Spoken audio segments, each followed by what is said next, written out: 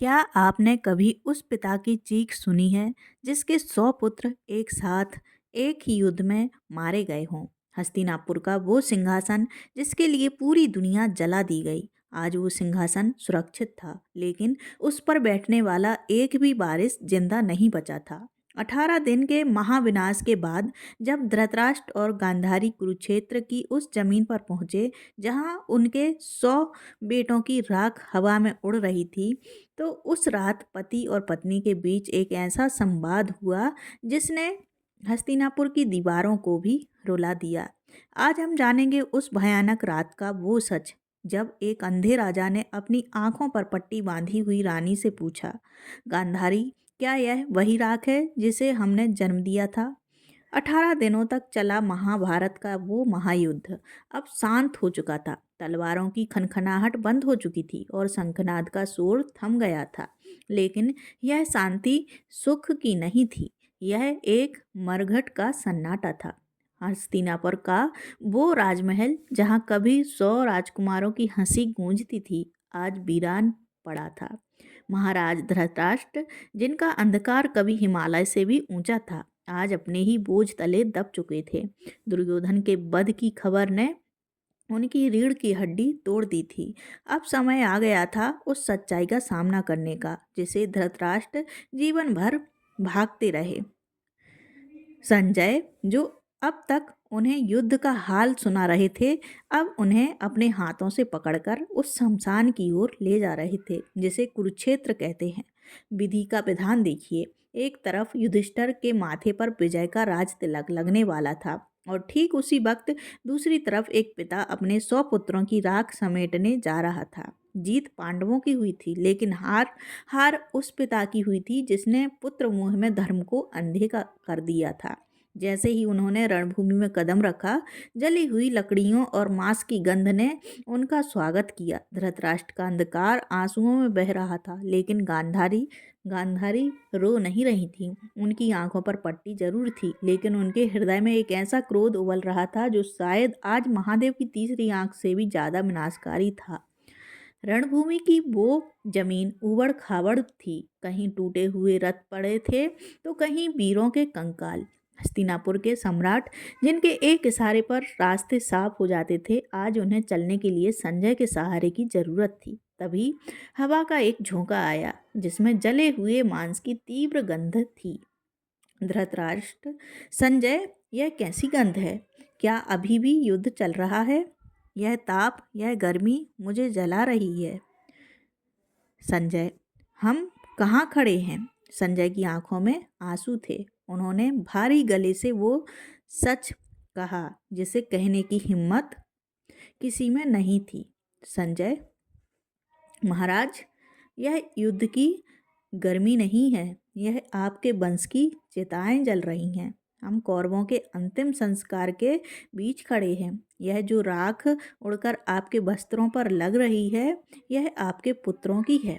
एक अंधे पिता के लिए इससे बड़ा दंड क्या हो सकता था? उसने जीवन भर अपनी आंखों से दुनिया नहीं देखी थी, लेकिन अपने 100 पुत्रों के सुनहरे भविष्य के सपने जरूर देखे थे। आज वो सारे सपने मुट्ठी भर राख बनकर उनकी उंगलियों से फिसल रहे थे। धृतराष्ट्र, गांधारी, हे गांधारी, क्या यह वही राख है जिसे हमने जन्म दिया था? मेरा पुत्र मोह, मेरा अहंकार आज मुझे इस शमशान में ले आया। मैंने सोचा था कि वे हस्तिनापुर पर राज करेंगे, पर नियति ने उन्हें हस्तिनापुर की मिट्टी में मिला दिया। धृतराष्ट्र टूट चुके थे, लेकिन गांधारी गांधारी अभी भी खड़ी थी। महर्षि व्यास ने उन्हें युद्ध के बाद रणभूमि देखने के लिए दिव्य दृष्टि दी थी। आंखों पर पट्टी बंधी थी, लेकिन उनका मन कुरुक्षेत्र की उस बीभत्स सच्चाई को देख रहा था जिसे देखने की हिम्मत शायद देवताओं में भी नहीं थी। वह उस जगह पहुंची जहां कुरुराज दुर्योधन का अंत हुआ था। जिस बेटे के शरीर को उन्होंने अपनी दृष्टि से वज्र का बना दिया था, आज वो शरीर कहीं नजर नहीं आ रहा था। वहाँ सिर्फ सन्नाटा था और बिखरी हुई हड्डियां थीं। गांधारी का सब्र का बांध टूट गया। यह रोना नहीं था, यह एक शेरनी की दहाड़ थी जो अपने मरे हुए शावकों को देख रही थी। उन्होंने उस अंधे राजा की ओर मुड़कर वो सवाल पूछा जो सालों से उनके गले में अटका था। गांधारी बोली, महाराज, सुन रहे हैं आप इस सन्नाटे को? आपने कहा था ना कि मेरा दुर्योधन अजेय है। आपने कहा था कि कूटनीति और छल से हम यह युद्ध जीत लेंगे। तो अब बताइए, कहाँ है मेरा अजेय पुत्र? यह राख, क्या यह राख हस्तिनापुर पर राज करेगी? गांधारी, आपकी महत्वाकांक्षा ने मेरे कोख को जला दिया महाराज। आपने पुत्र मोह में उसे रोका नहीं, बल्कि उसे विनाश के रास्ते पर दौड़ाया। आज आप रो रहे हैं। जब उसे रोकना था तब आप अंधे बने रहे, और आज जब सब खत्म हो गया तो आप पिता होने का नाटक कर रहे हैं। गांधारी का क्रोध अभी शांत भी नहीं हुआ था कि तभी वहां पांडवों का आगमन हुआ। वे अपने ताऊ और ताई को सांत्वना देने आए थे, उनके चरण स्पर्श करने आए थे, लेकिन वे नहीं जानते थे कि इन आंसुओं के सैलाब के पीछे एक मौत का फंदा उनका इंतजार कर रहा है। युधिष्ठिर को गले लगाने के बाद धृतराष्ट्र ने वो नाम पुकारा जिसे सुनने के लिए उनके कान तरस रहे थे, प्यार से नहीं बल्कि प्रतिशोध से। धृतराष्ट्र, भीम कहाँ है? मेरा पुत्र भीम, आओ, मैं तुम्हें गले लगाना चाहता हूँ। मेरे पुत्रों को मारकर ही सही तुमने क्षत्रिय धर्म तो निभाया है। उनकी आवाज में शहद था, लेकिन मन में विष। भीम आगे बढ़ने ही वाले थे कि तभी श्री कृष्ण ने उनका हाथ पकड़ लिया। कृष्ण, जो अंतर्यामी थे, वो उस अंधे राजा के मन में जल रही बदले की भट्टी को देख चुके थे। एक पल की देरी और अनर्थ हो जाता। कृष्ण ने भीम को पीछे धकेल दिया और उनके स्थान पर लोहे की एक विशाल मूर्ति धृतराष्ट्र के सामने खड़ी कर दी। धृतराष्ट्र को लगा कि यह भीम का वज्र जैसा शरीर है, और फिर जो हुआ उसने सबको सन्न कर दिया। पुत्र शोक में डूबे उस बूढ़े पिता के पास इतनी ताकत कहाँ से आई? उन्होंने उस लोहे की मूर्ति को अपनी बाहों में भरकर चकनाचूर कर दिया। यह आलिंगन नहीं था, यह मृत्यु दंड था जो भीम के लिए तय किया गया था। मूर्ति तोड़ने के बाद धृतराष्ट्र रोने लगे। धृतराष्ट्र, हाँ, मैंने क्या किया? मैंने भीम को मार डाला। मेरा क्रोध मुझे खा गया।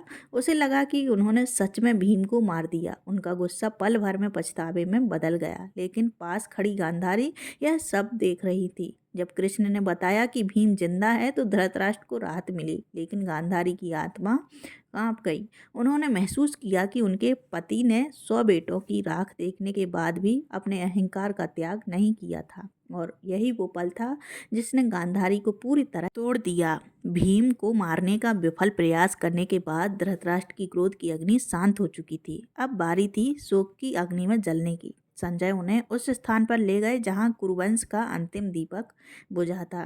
दुर्योधन, जिसे सुयोधन भी कहा जाता था, अब वहां सिर्फ उसकी यादें और ठंडी पड़ी राख शेष थी। गांधारी ने कांपते हाथों से जमीन को छुआ। उनकी उंगलियां उस राख को महसूस कर रही थीं, जो कभी वज्र समान कठोर शरीर था। एक माँ के लिए इससे बड़ी विडंबना क्या होगी? जिस शरीर को उन्होंने अपनी दृष्टि से लोहे का बनाया था, आज वो शरीर मिट्टी में मिल चुका था। धृतराष्ट्र, संजय, संजय, क्या तुम देख रहे हो? लोग कहते थे दुर्योधन के चेहरे पर एक राजसी तेज था। सच बताओ संजय, क्या मृत्यु के बाद भी वो राजा जैसा लग रहा है? क्या अब भी उसके मस्तक पर वो गौरव है? संजय, महाराज, राग का कोई चेहरा नहीं होता। यहाँ ना कोई राजा है न रंक, यहाँ सिर्फ माटी है महाराज, सिर्फ माटी। संजय के इन शब्दों ने धृतराष्ट्र के भ्रम को तोड़ दिया। वह फूट फूट कर रोने लगे। गांधारी, रोइए मत महाराज, यह समय आंसुओं का नहीं, हिसाब का है। यह राख दुर्योधन की नहीं है, यह आपके अंधे प्रेम की राख है। जब वह अधर्म कर रहा था तब आप चुप थे। जब द्रौपदी का अपमान हुआ तब आप चुप थे। आपने उसे बेटा नहीं, अपनी लाठी बनाया था, और आज वो लाठी टूट गई। धृतराष्ट्र, और तुम गांधारी, क्या तुम निर्दोष हो? अगर तुमने आंखों पर पट्टी न बांधी होती तो शायद वो धर्म देख पाता। हम दोनों अपराधी हैं गांधारी, हम दोनों ने मिलकर अपने 100 पुत्रों की बलि दी है। उस शाम हस्तिनापुर के राजा और रानी ने एक दूसरे के आंसू पोंछने के बजाय एक दूसरे के घावों को कुरेद दिया, लेकिन अभी अभी एक अंतिम तूफान आना बाकी था। गांधारी का श्राप, जो अब सीधे ईश्वर की ओर बढ़ने वाला था। सूरज डूब रहा था। कुरुवंश का सूरज हमेशा के लिए डूब रहा था। आरोप प्रत्यारोप का शोर अब शांत हो चुका था। अब वहां सिर्फ एक भयानक सत्य खड़ा था। पति और पत्नी दोनों अकेले थे। 100 पुत्रों की भीड़ अब धुएं में बदल चुकी थी। गांधारी, आर्यपुत्र, महसूस कर रहे हैं आप? यह अंधेरा जो अब बाहर है वो बरसों से हमारे भीतर था। हम दोनों ने मिलकर एक ऐसे वृक्ष को सींचा जिसके फल जहरीले थे। आज जब मैं यहाँ खड़ी हूँ तो मुझे दुर्योधन की मौत का दुख नहीं बल्कि हमारे अंधेपन पर घृणा हो रही है। धृतराष्ट्र, तो अब क्या करें गांधारी? हस्तिनापुर का सिंहासन अब मुझे काट रहा है। जिन महलों में हमारे बच्चों की किलकारियाँ गूंजती थीं वहाँ अब सिर्फ उनकी विधवाओं का रोना सुनाई देगा। मैं वहाँ कैसे रहूँगा? मैं उन खाली कमरों का सामना कैसे करूँगा? गांधारी, प्रायश्चित महाराज, अब सिर्फ प्रायश्चित बचा है। हम बन जाएंगे, हम उसी आग में जलेंगे जो हमने लगाई थी। लेकिन उससे पहले गांधारी चुप हो गईं। उनकी दिव्य दृष्टि ने उस व्यक्ति को देखा जो इस पूरे खेल का सूत्रधार था, वासुदेव कृष्ण। एक माँ का दुख अब एक ऋषि के क्रोध में बदल चुका था। उन्होंने अपने पति का हाथ छोड़ दिया और कदम बढ़ा दिए उस ईश्वर की ओर जिसे दुनिया रक्षक कहती है। लेकिन गांधारी की नज़रों में वो उनके पुत्रों के हत्यारे थे। हस्तिनापुर का नाटक खत्म हो चुका था, लेकिन द्वारका के विनाश की पटकथा अब लिखी जाने वाली थी। दोस्तों, कुरुक्षेत्र के मैदान में उस रात सिर्फ चिताएं नहीं जली थीं। उस रात एक पिता का अहंकार और एक माता का अंधापन भी जलकर राख हो गया था। धृतराष्ट्र ने पुत्र मोह में धर्म को छोड़ा और गांधारी ने पतिव्रत के नाम पर अपनी आंखों पर पट्टी बांध ली। परिणाम परिणाम आपके सामने है। 100 पुत्रों की राख और जीवन भर का पछतावा। महाभारत की यह कहानी हमें सिखाती है कि जब प्रेम आंखों को अंधा कर देता है तो विनाश का रास्ता साफ दिखाई देने लगता है। लेकिन अब मेरा आपसे एक सवाल है, आपको क्या लगता है कौरवों के इस विनाश का असली बीज किसने बोया था? धृतराष्ट्र का पुत्र मोह, गांधारी की चुप्पी या मामा शकुनी का बदला? अपनी राय नीचे कमेंट बॉक्स में विस्तार से लिखें। मैं सबसे अच्छे कमेंट को पिन करूंगी। जय श्री कृष्णा, राधे राधे।